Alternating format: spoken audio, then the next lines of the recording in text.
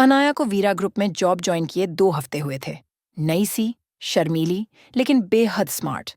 और फिर एक दिन उसके केबिन में आया वो, आरव मल्होत्रा, कंपनी का डायरेक्टर।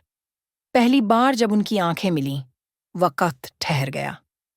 आपने प्रेजेंटेशन बहुत शानदार बनाया, उसकी आवाज में गहराई थी। Thank you sir. अनाया की आवाज हल्की कांप रही थी।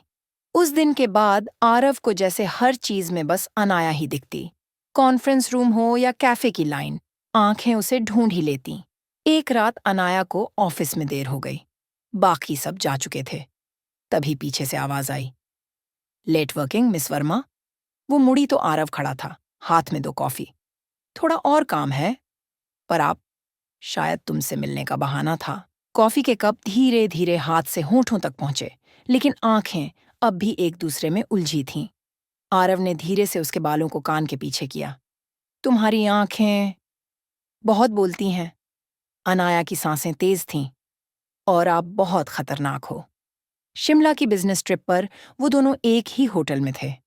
एक रूम से बाहर बर्फ गिर रही थी, अंदर हीटर की गर्मी और दिलों की बेचैनी थी। ठंड लग रही है? थोड़ी सी, वो मुस्कुराई। आरव उसके करीब आया, उंगलियों से उसकी ठंडी हथेली को छूते हुए बोला, मैं कुछ कहूं? कुछ मत कहो। और फिर होठों ने होठों को जवाब दिया। वो पहली बार था जब उसके होंठ उसके होठों पर जमे रहे। उसके हाथों ने अनाया की कमर को खींच लिया और वो उसके सीने से लग गई, अपनी सांसों को उसकी सांसों में डूबता हुआ महसूस करती हुई।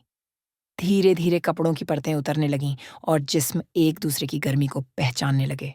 उसकी उंगलियां अनाया की पीठ पर फिसल रही थीं, जैसे कोई राग बजा रहा हो। उसकी गर्दन पर हल्के चुंबन ने उसे कंपा दिया।